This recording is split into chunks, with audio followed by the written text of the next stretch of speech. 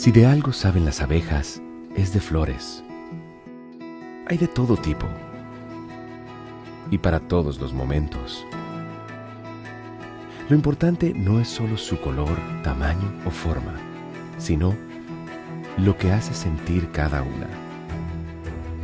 Y para esos sentimientos trabajan. Igual que el Banco Central, que trabaja para hacer florecer la economía y que sientas estabilidad. Para ese sentimiento de tranquilidad. Para ese sentimiento de crecimiento y desarrollo. Para que la primavera llegue a todos los sectores y los planes de muchos den grandes frutos. Banco Central de la República Dominicana, 75 años trabajando por una estabilidad que se siente. Jessica realizó su sueño ecoturístico con la ayuda de Expo Fomenta Pymes Banreservas. Para ella trabajan Andresito y Julia, junto a otros habitantes de la zona. Los clientes de Jessica desean tanto aprender a surfear que Raquel llevó la escuelita que soñó a ser una hermosa realidad. Le pueden preguntar al piloto Luis Manuel, a quien le asignaron una nueva ruta de vuelo. O a Pilo, que ya sabe por dónde se le entra el agua al coco. Y Carmina hasta organiza una feria con los artesanos de la zona, en el parador que puso Virgilio. Luis Manuel, Pilo, Virgilio, Carmina, Raquel, Andrés, Julia y muchos otros se alegran porque Jessica acudió a Banreservas. Detrás de uno que avanza, hay muchos más echando hacia adelante. Banreservas, el banco de todos los dominicanos.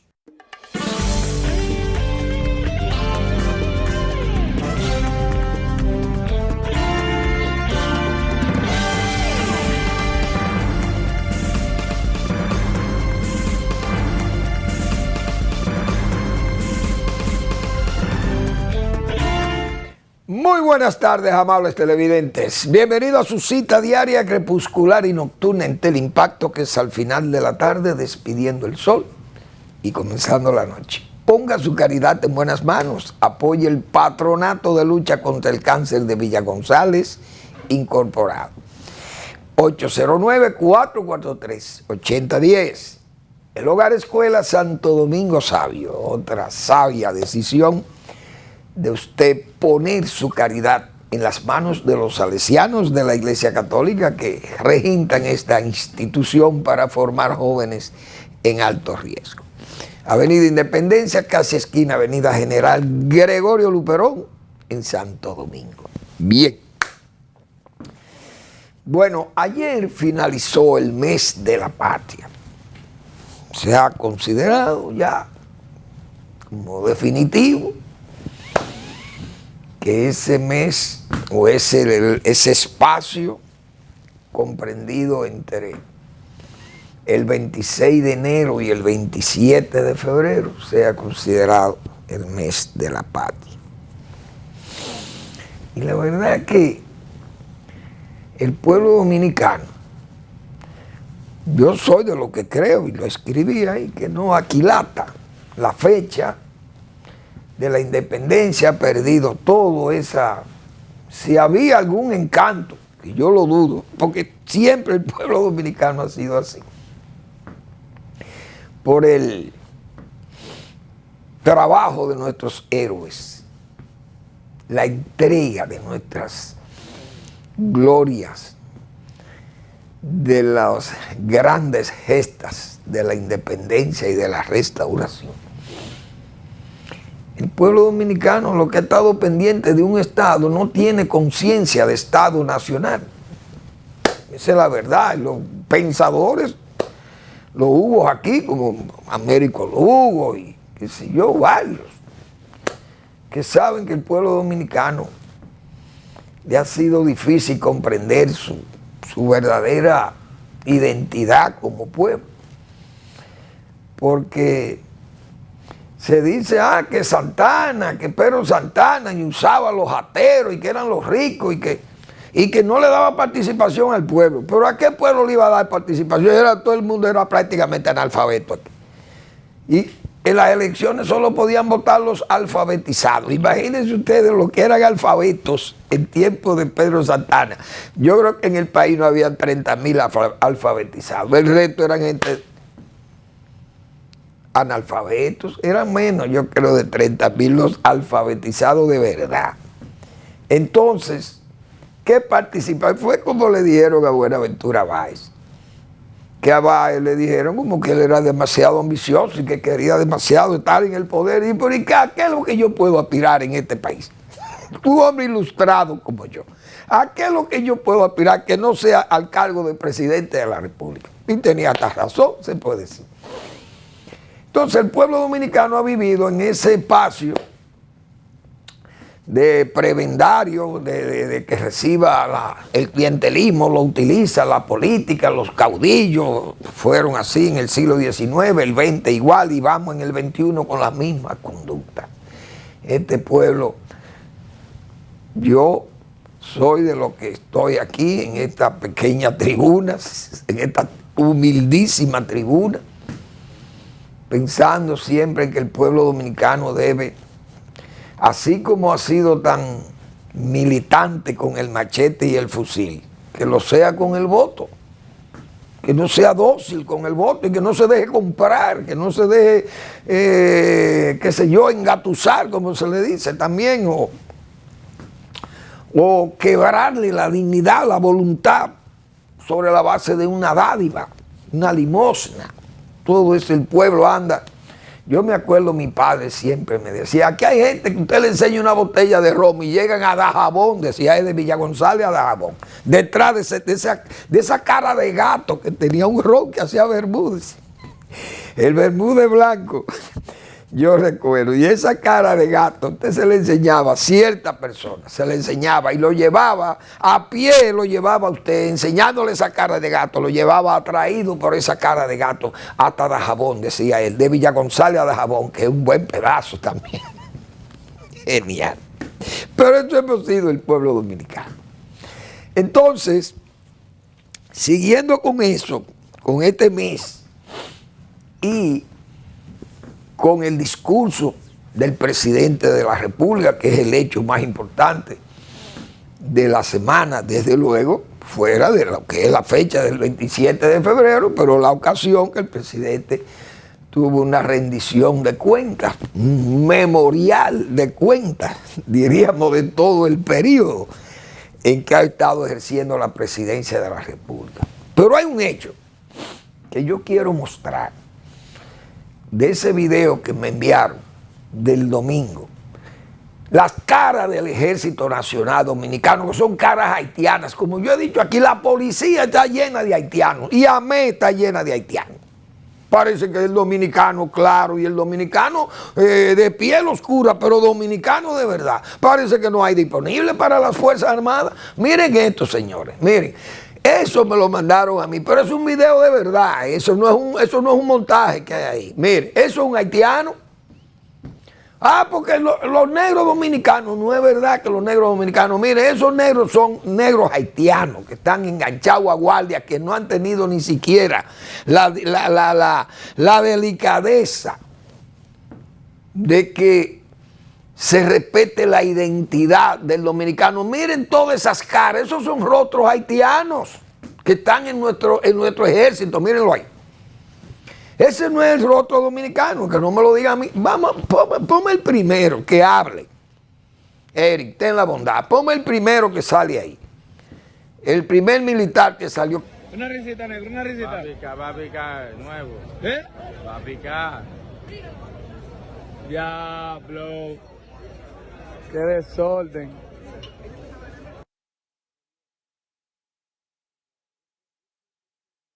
Son haitianos, así está llena AME, y está el ejército, la policía y todo.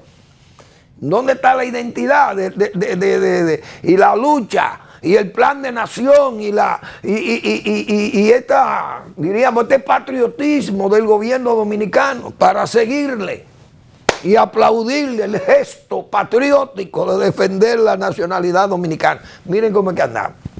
El ejército de la República Dominicana es lleno de haitianos, pero peor, con nombres falsos, que es peor, castellanizados, nombres que son falsos, que todo el mundo lo sabe. Pero eso es lo que hay, y se aplaude el patriotismo de este gobierno, por patriótico. Óigase bien, pero no es capaz ni siquiera de identificar esos rostros. Y esa gente, hacer del ejército dominicano un ejército que sea respetable, un ejército de dominicanos. Porque yo me imagino que al ejército norteamericano no se le puede ocurrir tener un ejército lleno de chinos o de rusos. Porque de dónde me van a decir, bueno, pero si Estados Unidos tiene allí nacionales que ya tienen años y se han nacionalizado como norteamericanos y entran al ejército. Es verdad que en Estados Unidos los hay y todos los países lo tienen, pero nosotros tenemos una condición especial con este asunto de los haitianos. Cuidado con esto. Pero que siga la fiesta, que vamos bien, vamos muy bien. Eso es verdad, ese desfile militar. Entonces,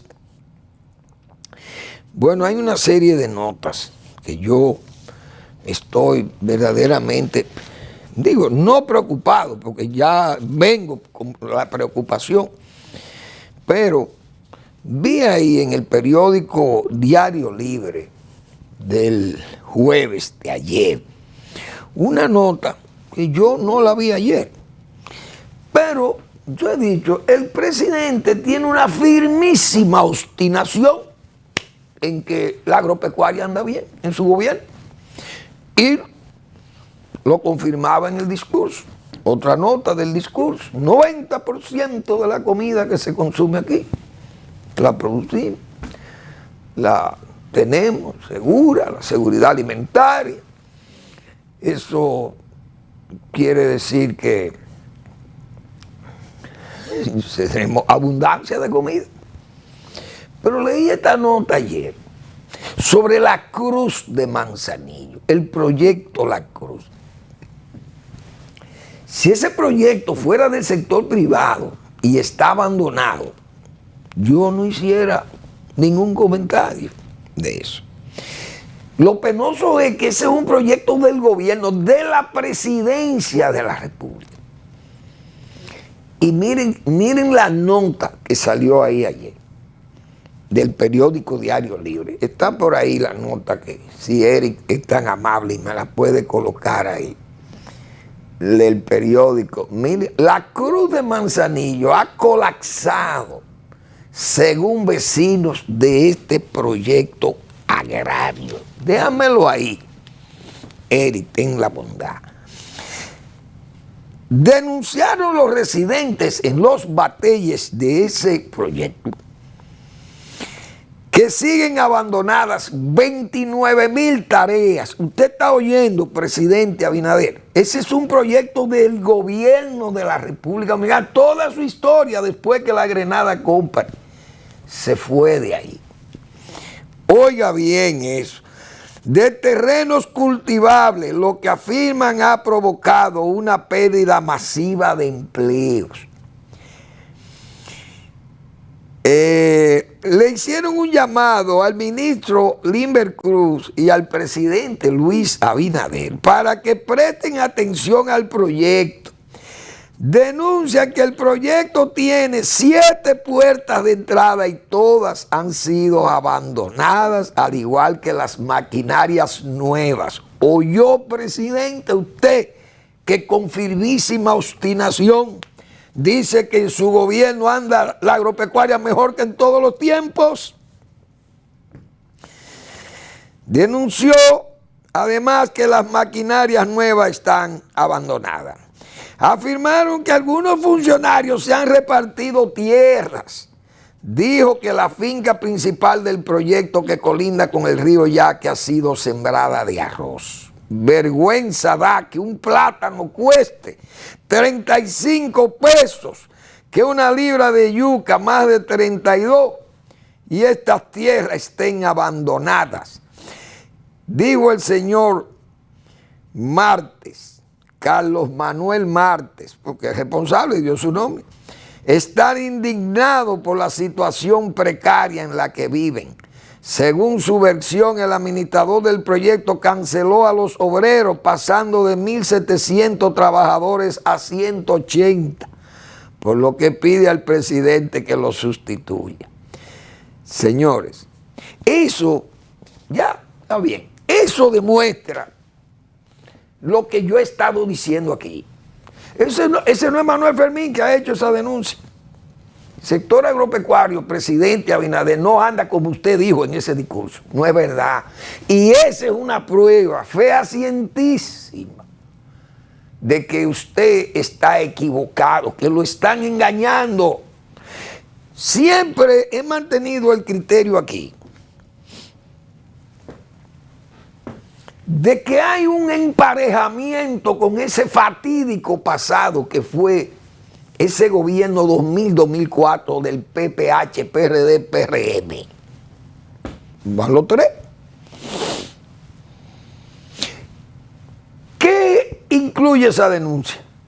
Que las tierras se las han repartido funcionarios. Señores, eso hizo el gobierno de Hipólito Mejía en el 2004.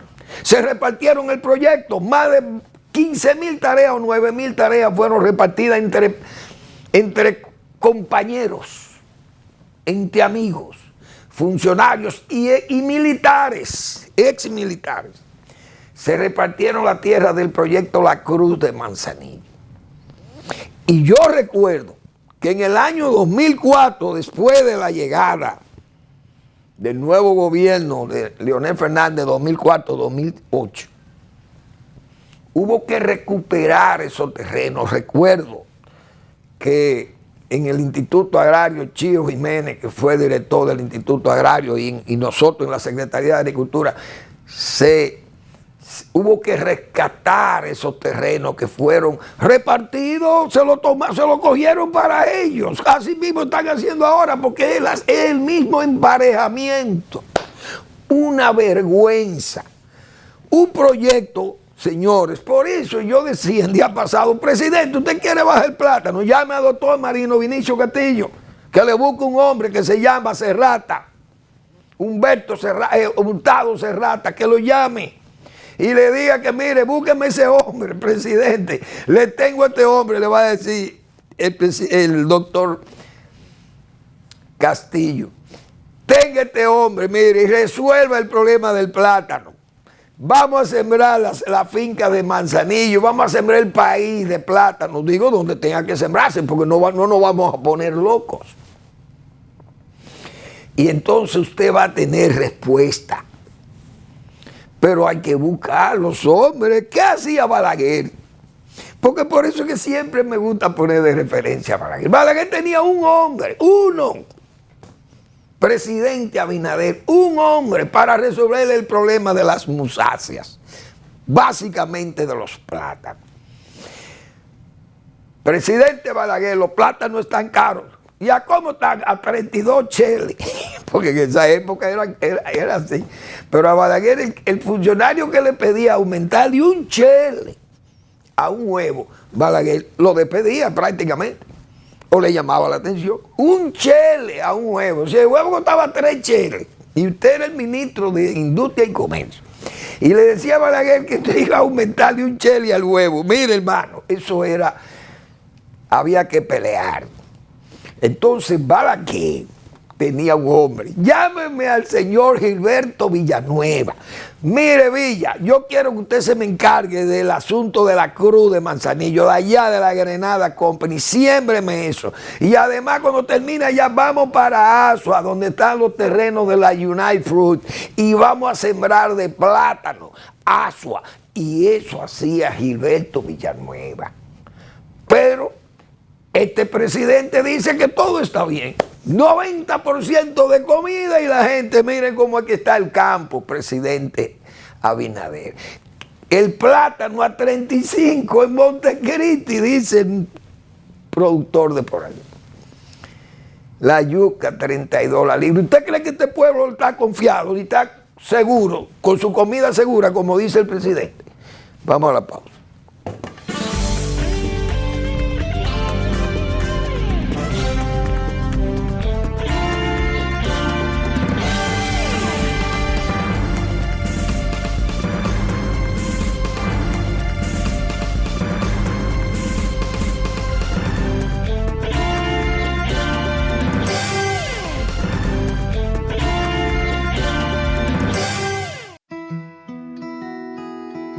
Si de algo saben las abejas, es de flores.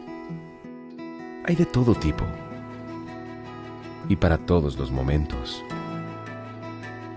Lo importante no es solo su color, tamaño o forma, sino lo que hace sentir cada una. Y para esos sentimientos trabajan.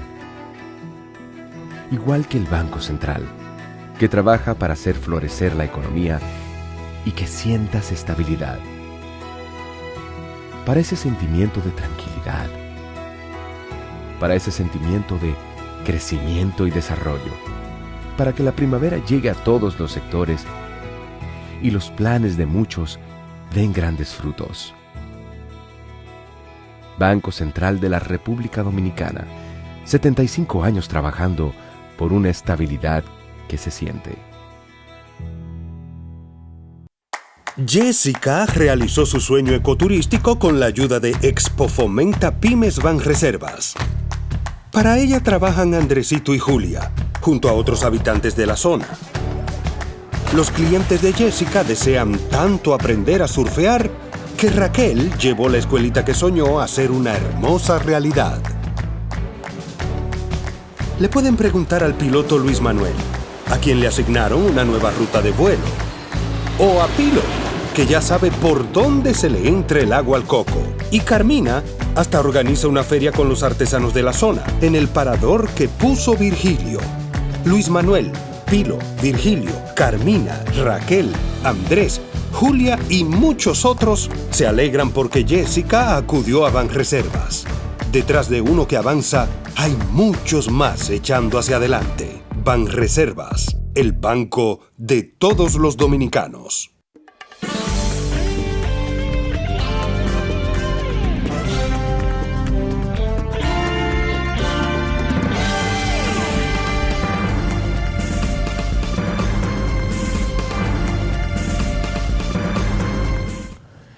Bien, siguiendo con el tema. Doctor Marino Vinicio Castillo, yo oí a un señor que se llama Manuel Fermín diciéndome que usted sabe del hombre que puede resolverme el problema del plátano. Presidente, en un minuto, deme un minuto para yo llamarle a la persona, que usted lo va a tener inmediatamente en el Palacio Nacional. ¿Qué le va a decir cómo que se tiene que resolver el problema del plátano?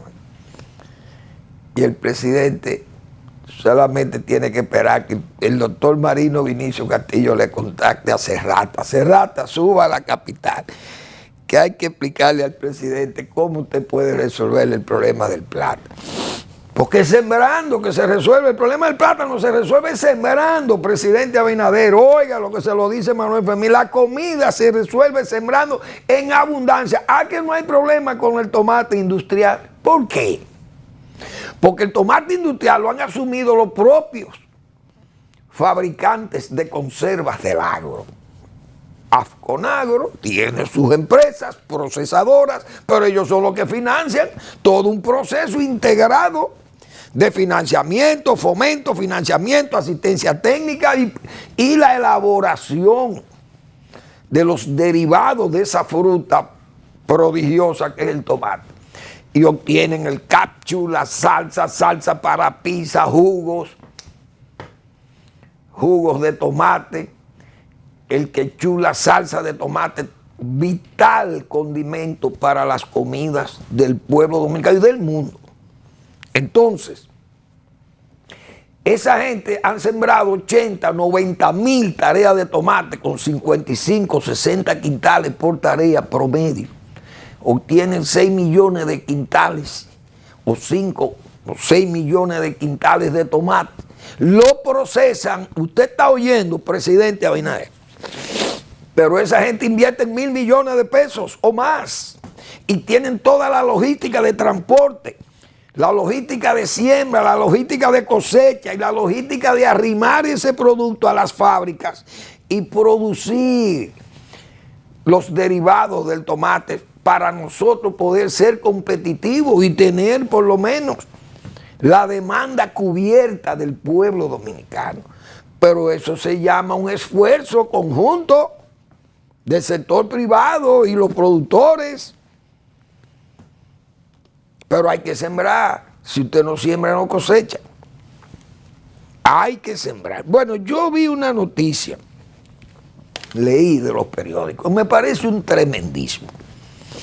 Un señor de Fenarroz, que voy a ver si tengo el nombre de él por aquí, no lo tengo, pero él hizo una denuncia de que a Haití ha llegado arroz de Estados Unidos con arsénico, producto venenoso, venenosísimo, muy tóxico y dañino. Que ese arroz viene de Estados Unidos, que llega a Haití, y que ese arroz arsénico trae, el arroz americano tiene arsénico. Esas cosas son tremendismos.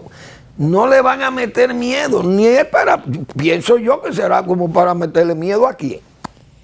Que no consumamos el arroz americano. Estados Unidos, como dijo una señora, una diputada una vez, no coge corte con eso. Como para decirlo en ese lenguaje prostibulario. Ese lenguaje típico, diría yo, de, bueno, tabernario, de la calle, más que de la calle, tabernario. Entonces, Estados Unidos es un país muy responsable. Es posible que Haití pueda haber llegado a una partida de arroz, de cualquier alimento que haya tenido contacto, tal vez un pesticida, qué sé yo, o un plaguicida, o un material que haya estado cerca de una partida de arroz, qué sé yo, y que ese arroz haya llegado contaminado a Haití. Que es un estudio de la Universidad de Michigan. Hay que tener cuidado, porque ya repito, pueden ser una partida. Yo, Manuel Fermín, y valga mi yoísmo, siempre fui a Estados Unidos a comprar arroz para el gobierno dominicano. Años 75, 76, por allá. Y en Estados Unidos, señor, el rigor que hay ahí para vender una partida de arroz a cualquier país del mundo, eso es muy serio, porque allí lo que se vende es grado. Grado número 1, grado número 2, grado número 3, pero esos se internacionalizan.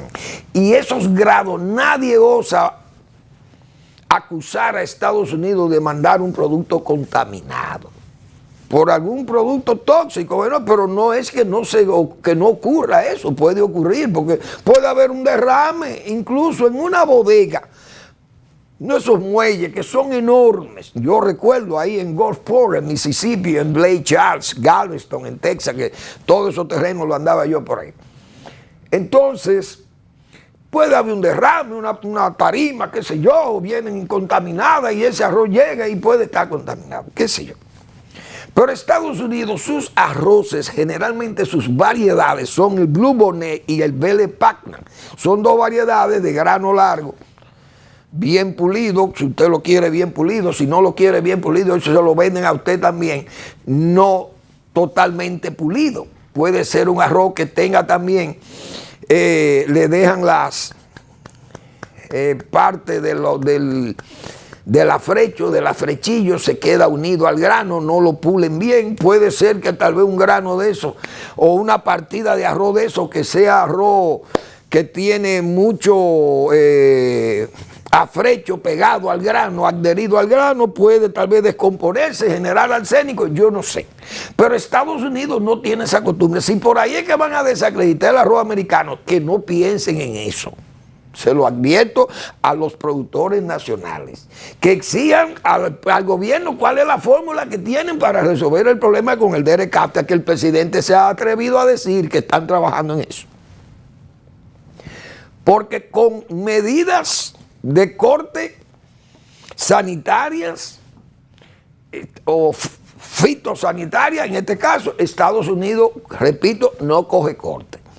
Recuerdo que una partida de arroz de Estados Unidos, importada por dominicanos, molineros dominicanos, era una partida de arroz con arroz en cáscara.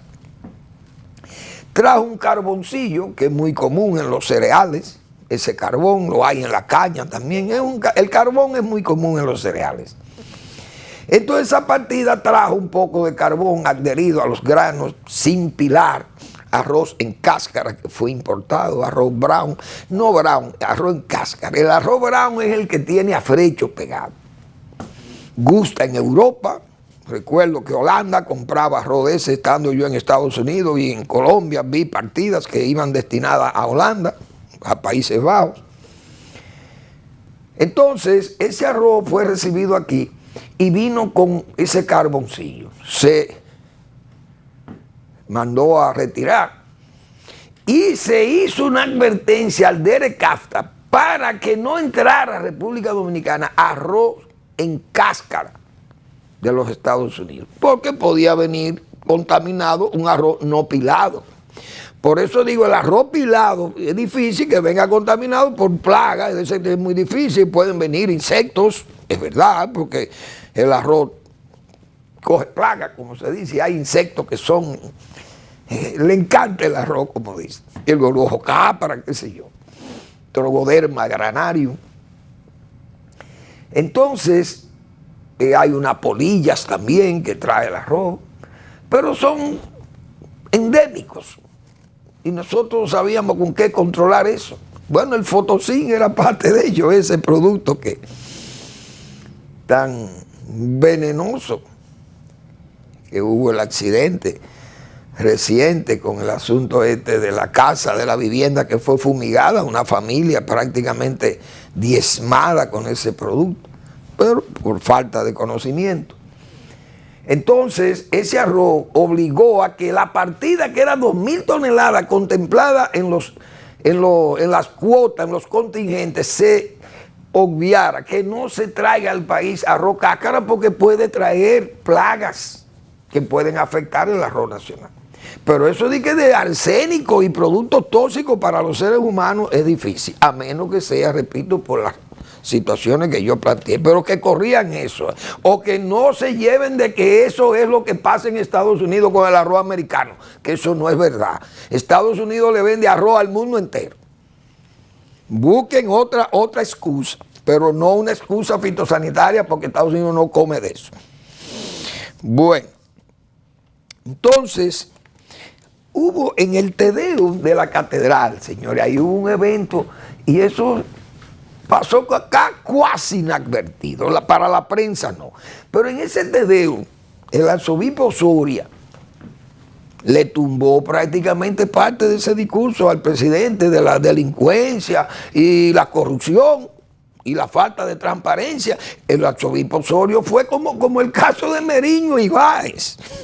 En pleno Tedeum le dijo al presidente ahí, saliendo el presidente del Congreso, le dijo que el país esperaba mejoría en esos asuntos de delincuencia, en los asuntos de corrupción, de transparencia, de impunidad. Todo eso lo trató el obispo y el presidente, me imagino que tragó seco ahí, tipo Báez, cuando Meriño le hacía sus advertencias. Porque es que las cosas no es fácil. Y el propio caso de Kiko La Quema es una evidencia de que hay problemas con la delincuencia y la corrupción y la intransparencia. Ese señor, el presidente dijo que había que aparecer con Kiko La Quema, no ha aparecido Kiko La Quema. Pero Kiko La Quema es posible que esté desaparecido porque sabía demasiado cosas de esa policía. Y lo más probable es que Kiko La Quema esté muerto. Porque una persona como él, si hay un buen servicio de inteligencia, usted vigila a la familia, porque el tipo, usted por los rostros de la familia, usted sabe si la familia está compungida, si ve su alegría, se le nota en los rostros la gente de la familia más directa de Kiko La Quema, usted lo ve compartiendo y están bien, es porque el hombre está vivo. O usted captura llamadas, porque señor, Kiko La Quema no aparece. La policía no lo encuentra. Y fíjense lo rápido que la policía encontró 2 y lo mató. De los que mataron a los militares y al abogado. Hoy está en el titular del Nacional. Pero Kiko La Quema no aparece. Entonces, no hay persona con estos medios electrónicos de ahora, con estos celulares, que esté huyéndole a la autoridad.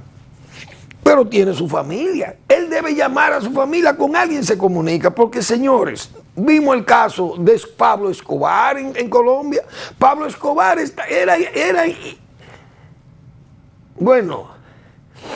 era inencontrable, como se dice. Nadie lo podía encontrar a Pablo Escobar. Pero, ¿qué hicieron los servicios de inteligencia de Colombia y los norteamericanos?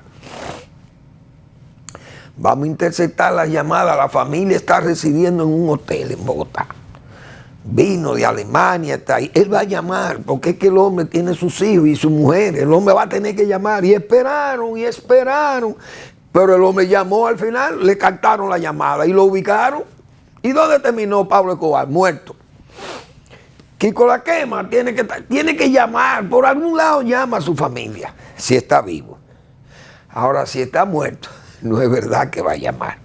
Entonces eso es parte de todo este tinglado de que estamos bien, pero no es verdad que estamos bien. Yo voy a repetir con Cantinflas, porque Cantinflas es tan sentencioso, señores, que yo creo que muchas autoridades o algunos funcionarios del gobierno y hasta el presidente deben leer esa sentencia de Cantinflas.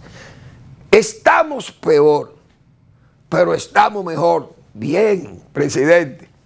Porque antes estábamos bien, pero era mentira. Es decir, cuando gobernaba el PLD. No como ahora, que estamos mal, pero es verdad. Usted está oyendo, presidente Abinader, lo que dice esa sentencia de Mario Moreno, Cantinflas. Son las verdades, señores. Eso son, póngala de nuevo, hazme el favor, Eri. Pero qué sentencia tan precisa, esa de Mario Moreno. Estamos peor, pero estamos mejor. El presidente dijo que estábamos mejor que hace 4 años. Estamos peor, pero estamos mejor, dijo el presidente. Porque antes estábamos bien, pero era mentira. Muy bien, presidente. No como ahora que estamos mal, pero es verdad. Dios mío, cuánta sabiduría en esas expresiones de Mario Moreno. Cantinflas. Esas son las cantinfladas mentales. Dios mío. Bueno, el presidente de la República, presidente Abinader, yo creo que usted está en el deber de suspender, de pedir que se le suspenda, se le cancele la nacionalidad dominicana al señor Manuel Rocha. Un hombre que ha traicionado a los Estados Unidos de Norteamérica, que es otro de sus países, porque entonces el hombre creo que es boliviano, norteamericano y dominicano. Por lo menos que se quede con la nacionalidad boliviana o con la nacionalidad norteamericana, pero que tal vez se la van a quitar, porque Estados Unidos también es muy riguroso con eso. Y usted, en un acto de eso, de traición, usted pierde todos los derechos en los Estados Unidos. Lo juzgan. Pero el hombre ha confesado que él es culpable. Se va a declarar culpable. Y le ha señalado a los fiscales que sí, que él se va a declarar culpable. Entonces el gobierno dominicano, ¿qué ganamos nosotros con darle la nacionalidad dominicana a un hombre como este que ha traicionado a los Estados Unidos, nuestro amigo Estados Unidos? Este señor debe ser cancelada la nacionalidad dominicana, porque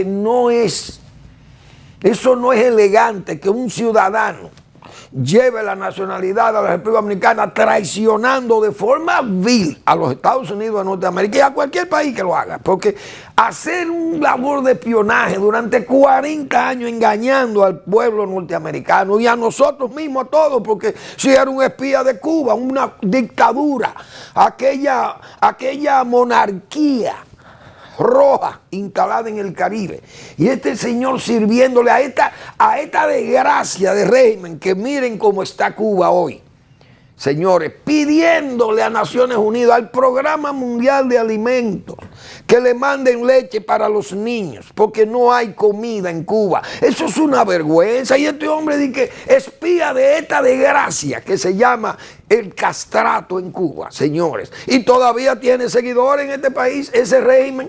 Y mira lo que ha llevado a Cuba, a esa verdadera catástrofe social y alimentaria. Un país como el de Cuba, que nos llevaba 50 años a todos estos países pequeños del Caribe.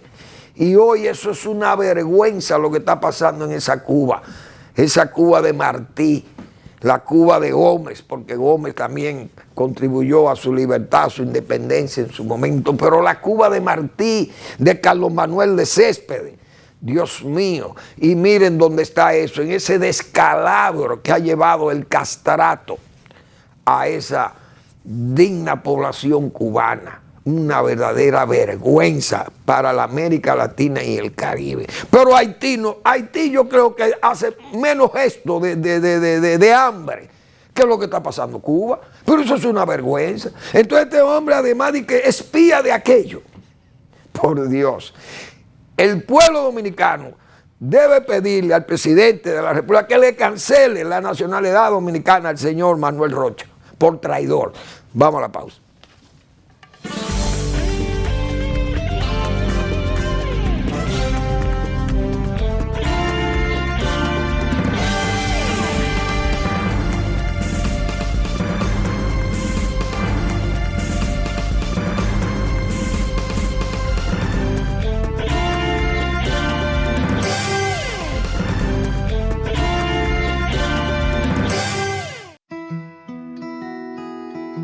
Si de algo saben las abejas, es de flores. Hay de todo tipo y para todos los momentos. Lo importante no es solo su color, tamaño o forma, sino lo que hace sentir cada una. Y para esos sentimientos trabajan. Igual que el Banco Central, que trabaja para hacer florecer la economía y que sientas estabilidad. Para ese sentimiento de tranquilidad, para ese sentimiento de crecimiento y desarrollo, para que la primavera llegue a todos los sectores y los planes de muchos den grandes frutos. Banco Central de la República Dominicana, 75 años trabajando por una estabilidad que se siente. Jessica realizó su sueño ecoturístico con la ayuda de Expo Fomenta Pymes Banreservas. Para ella trabajan Andresito y Julia, junto a otros habitantes de la zona.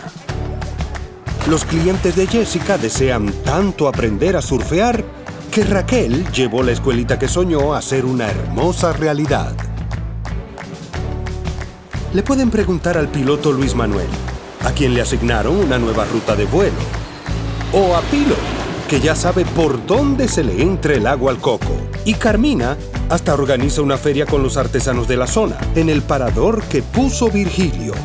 Luis Manuel, Pilo, Virgilio, Carmina, Raquel, Andrés, Julia y muchos otros se alegran porque Jessica acudió a Banreservas. Detrás de uno que avanza, hay muchos más echando hacia adelante. Banreservas, el banco de todos los dominicanos.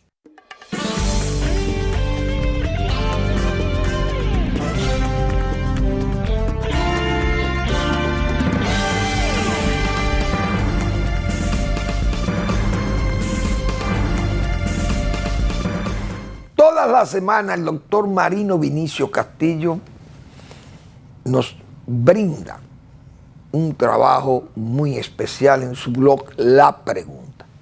2 actitudes de un antes y un después de las elecciones municipales del febrero tormentoso.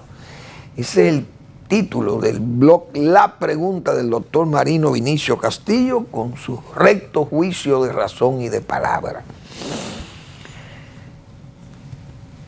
Yo pude apreciar, la verdad es que hay personas que se llaman intelectuales, otros que son intelectuales, a otros los llaman intelectuales, pero hay gente que escribe y usted ve que manejan los temas con amplitud, escriben con cierta belleza, diríamos. Otros son verdaderos ensayistas, y bueno, y hay, las pruebas son de que es gente de buen pensamiento. Pero yo leí un artículo del señor José Luis Tavera, un señor que escribe en el periódico Diario Libre. Él escribió un artículo sobre el ego, creo que ego de Leonel y de Abel. No recuerdo cómo se llama el artículo que él escribió ahí sobre el ego. Es así, yo creo que dice así, sobre el ego, no recuerdo, no lo tengo escrito ahí.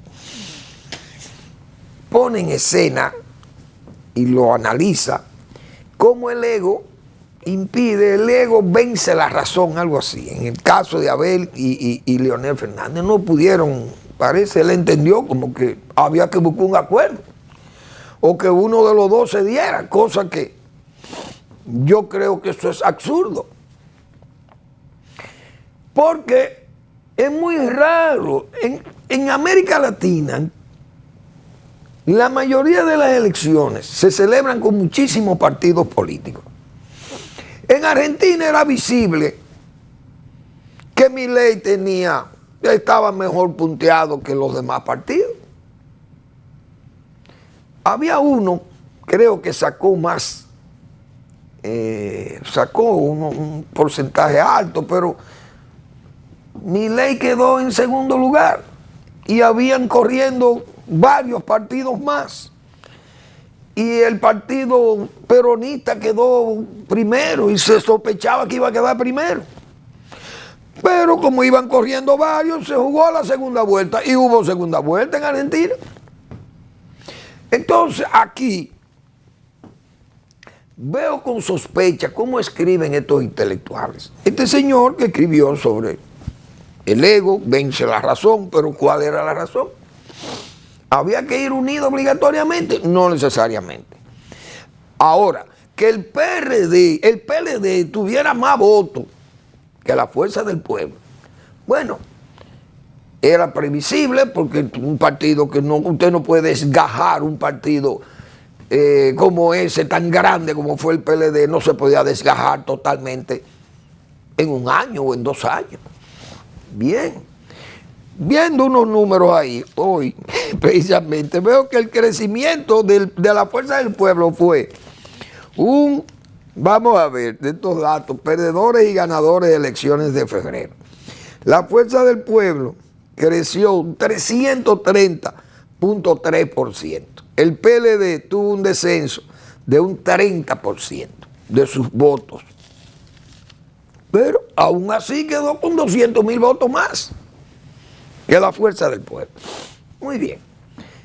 Claro, se planteó eso por una posición de algún desorejado, como repito, dijimos aquí el caso de el señor Jaime David Fernández, que se apareció con su carta ahora, pero decíamos nosotros, ¿por qué no hizo esa carta en el 2019?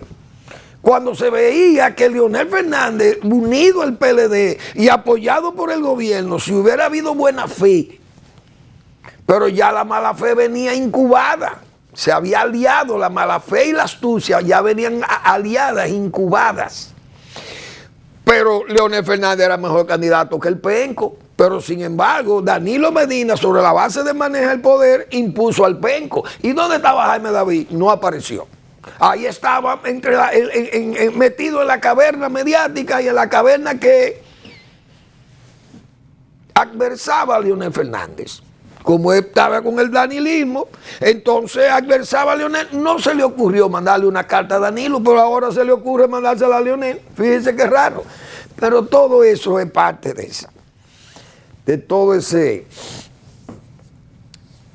esas puñaladas que se ven en la política. Ahora, el señor José Luis Tavera, me llama la atención como los intelectuales, pero es que los intelectuales a veces escriben con sospecha. Él, en su artículo, señala, puso una nota que dice él, la presunta compra de votos. Presunta compra de votos. Usted, señor José Luis Tavera, que es la persona que escribió ese artículo. Pero es que ese es el típico comportamiento de los intelectuales. Y así ha pasado con los intelectuales que acomodan sus discursos y acomodan sus plumas y voces, se acomodan al poder. Porque ¿cuál es la necesidad de usted ponerle la presunta compra de votos cuando los propios observadores y la propia participación ciudadana aliada de la ONG Masada, si mal no me acuerdo cómo que se llama esa ONG, que es del propio señor Taveras? Participación Ciudadana fue la primera que hizo un informe diciendo que hubo compra de votos. Entonces, ¿por qué usted pone de que presunta compra de votos? Porque así es que escriben ciertos intelectuales o plumas que son brillantes, pero terminan como plumas, casi como plumas de alquiler. No digo que la de él sea de alquiler, pero son plumas de alquiler. Porque no es una presunción, fue una realidad la compra de votos, pero confesada por Participación Ciudadana y confesada por los observadores internacionales. ¿Y por qué una presunta compra de votos? Pero así es, eso es lo que digo yo de los intelectuales, siempre buscan la forma de acomodarse. Bueno, vi el caso de Rusia. Señores, ahí está el funeral del señor Navalny. Creo que hay una imagen hoy publicada en las redes. Fíjense el funeral de Navalny. Eso es dentro de la iglesia. En Rusia esa es una religión cristiana. Ustedes saben que es un catolicismo ortodoxo, vamos a llamarle la religión ortodoxa en Rusia. Y sus rituales son tan más rígidos que la de la iglesia católica. Esa es una forma de, no sé, fue una forma de velatorio, porque el régimen no permitió que se velara a esa persona donde decía la familia, sino donde dijo el régimen, y ahí no podía entrar todo el que quisiera a esa iglesia. Le pusieron barrera y todo. Entonces, ahí está el cuerpo sin vida, en esa misa, diríamos, de cuerpo insepulto de Navalny, una víctima del putinismo genocida de Rusia, que es una vergüenza por parte de ese señor Putin, que piensa y podrá pensar que el pueblo ruso puede ser aquietado, los impulsos de ese pueblo pueden ser aquietados. Gente que quiere vivir con total dignidad, porque Rusia es un país muy viejo y es un país que tiene una etnia europea importante, aunque es un país que tiene otra etnia por allá, caucásica y qué sé yo, y oriental, asiática, pero tiene una parte que es europea, como hemos dicho, pero lo han llevado a un estado de autoritarismo y de fuerza, que el pueblo verdaderamente es asfixiado. No le permiten ni siquiera colocar flores en algunos sitios donde el pueblo entiende que hay algunos sitios que ellos han escogido como para monumentos de recordatorio. Pero así está la Rusia, y esos, hay que decir que con proverbiar, diríamos, ya lo pueden quitar, David, con proverbiar acerto se puede decir que los sentimientos, señores, los sentimientos, las ideas de los pueblos, ahí vienen las consecuencias de eso. Esos sentimientos y esas ideas de esos pueblos, usted no puede bloquearlos, porque traen consecuencias. Y usted verá que ese pueblo ruso saldrá. Ya esa gente que salieron hoy a ese funeral, señores, perdió el miedo. Era preso que lo llevaban, pero la fuerza de la razón hizo que salieran esa gente con ese frío, pero con esa convicción de que los pueblos usted no puede ponerle un pie en el cuello, y menos a un pueblo tan luchador y que ha pasado tantas cosas como ha pasado el pueblo ruso a través de su historia. Gracias por su atención, como siempre. Nos vemos el lunes en otra entrega de Al Final de la Tarde, despidiendo el sol y comenzando la noche.